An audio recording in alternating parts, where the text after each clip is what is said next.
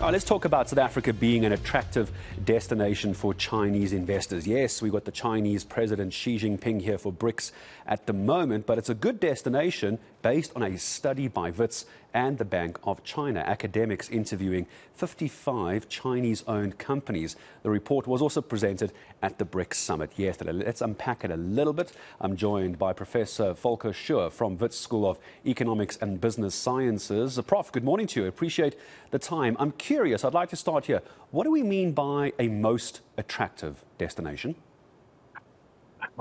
So first of all, good morning, Gareth. Very nice to be invited to speak to you. Also, very quickly want to mention that I am from the School of Economics and Finance at the Skilled Reporters Run.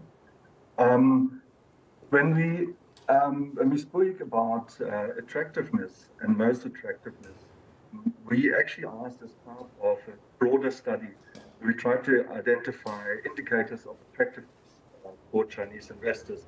We asked companies how they actually rank South Africa relative to other countries. And it was a sort of selected group of other countries in Africa, Latin America, Asia.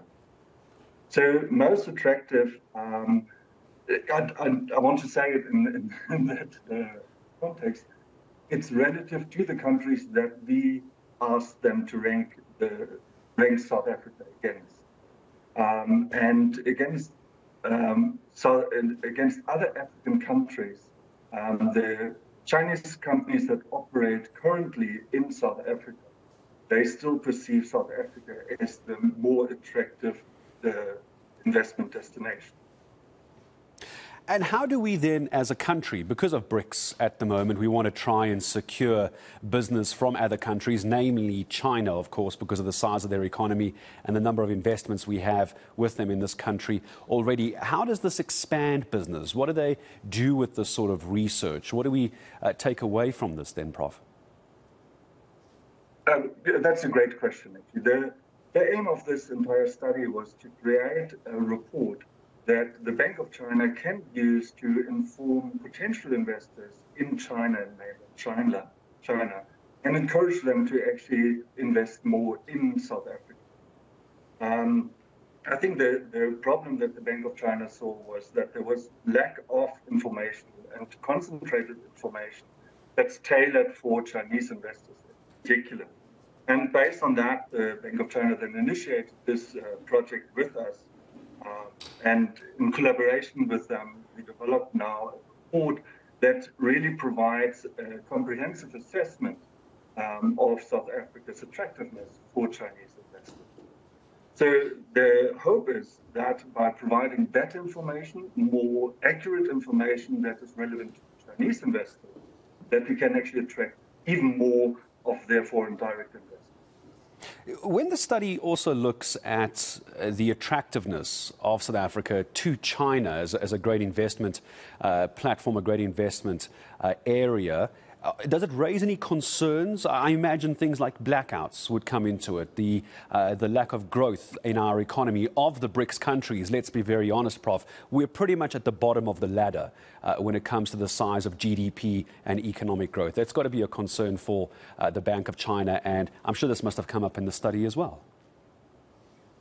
Absolutely, absolutely. And if you actually look at the confidence index that we created for that particular study, specifically also the subjective ranking by the companies. I would describe them as moderately confident.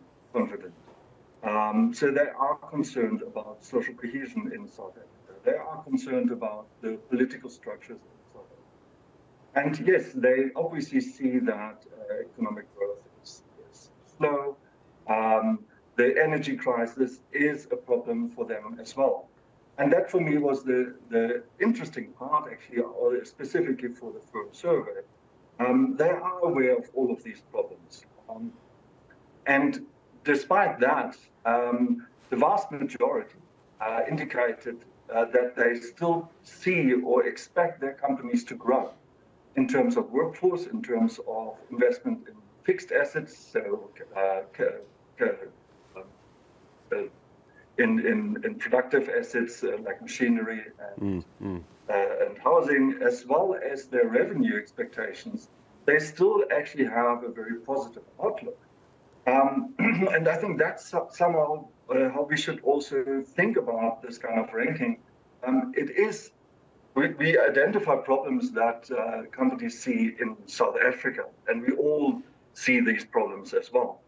But relative to other countries, they still see South Africa as a destination, and as an investment destination, and it might be for various reasons. It could be also that it's an entry point into the rest of Africa, that the rest of our infrastructure and the financial system is still attractive enough for us to actually attract foreign direct investment. Okay, I see. So it's the gateway to the rest of Africa, if you will, which would make for a very interesting discussion, Professor. Hopefully I speak to you again when we find out on this expansion of BRICS and possible other African countries getting involved, like Nigeria, like Algeria, like Egypt as well. I wonder what the sentiment will be if they were to be involved as well. A wonderful insight into the study. Appreciate your time, Professor Volker Schoer from Wits.